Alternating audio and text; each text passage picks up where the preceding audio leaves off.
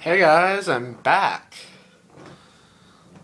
Like, somebody, I'm gonna answer the question: are there still sharks in the Seas Pavilion over at Epcot?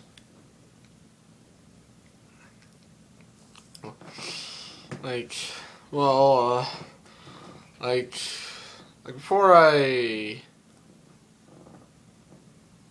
say about that, let me just say the history of the Seas Pavilion.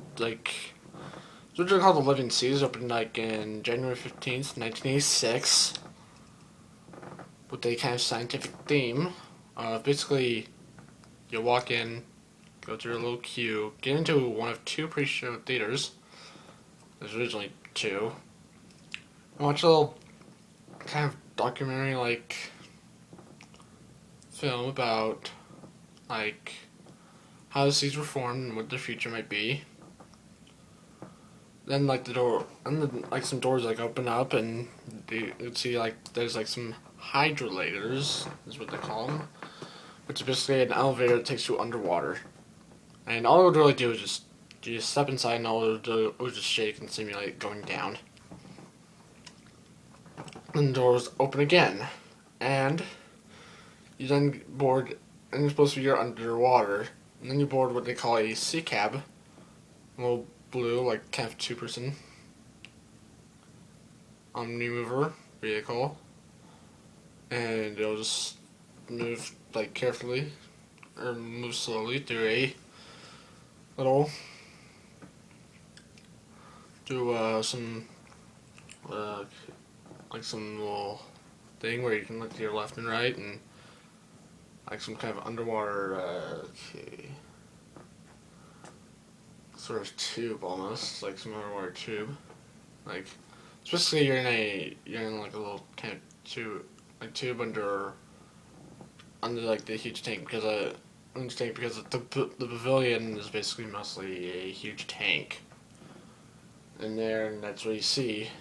It basically simulates you being underwater, which is probably really cool at the time. But then you finally arrive at some underwater research facility called Seabase Alpha, and basically that's almost a kind of an area where it's you get a little hands-on place, so it's you look at you can look at fish in an aquarium, which it makes which and even though it feels like you're actually in the ocean, at the bottom of the ocean or something. And later, once you're done having a little fun there, you get in a hydrolator, simulates going up, and you're back in Epcot. Originally, this was sponsored by United Technologies, but then lost the sponsor in 1988. So by the end of 1999, all United Technologies references were removed.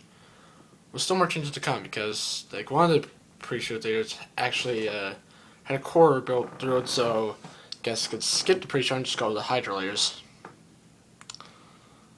And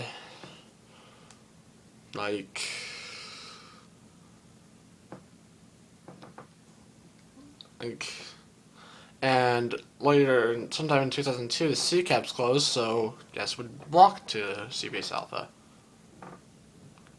And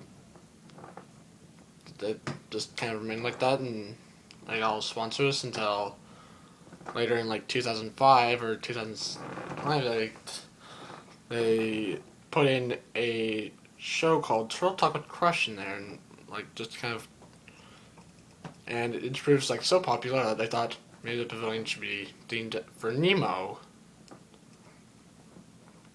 So then Finding Nemo exhibits went their way, got into there, and now it's pretty much all Nemo themed, and basically now all it is you get in a queue and then just go where it looks like you're at a beach, somehow, and then you board what they call a clammobile, which is basically if you've ridden the Haunted Mansion, this shape of a dune buggy made out of giant some clams almost, and it just moves kind of sideways. But this vehicle can kind of turn. But anyway, you move sideways and you go through a little ride somehow similar to the submarine voyage at Disneyland. Except it's like it's got a lot of just. It's basically just all you really see in there is just the same thing playing over and over and it just never stops. So kind of what you've seen in certain scenes kind of loops, if you know what I mean. If you know what that really means. So, but anyway, like it's really kind of annoying because you can hear it all the time. And then at the end they sit, and you get it's basically you get to see it's like kind of the same thing as there because it's basically Nemo goes off on a little adventure with Chris's son Squirt and Marlin's trying to go find him. So it's almost a little sequel to the movie.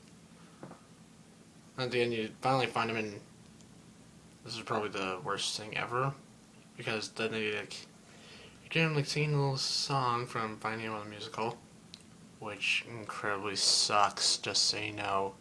It really sucks because it's so annoying. It's so annoying. It's like pretty much, it's almost worse than It's a Small World. But anyway, then arrive at what I've heard is a acronym for the word, or for Nemo, like N.E.M.O.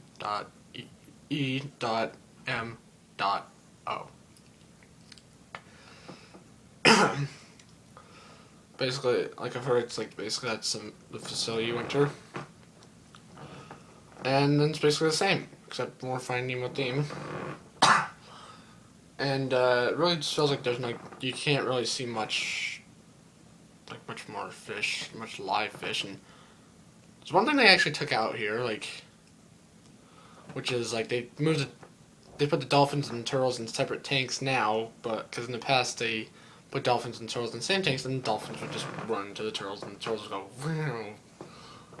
like from kind of to the tank. So now it's separate. And I've heard somebody say that a family could probably spend an entire day in that pavilion, even though no one ever does, because basically probably looks like all they really do is just go in, see Crush, and then just get out and just go. And just get out and just go soaring. Like, really.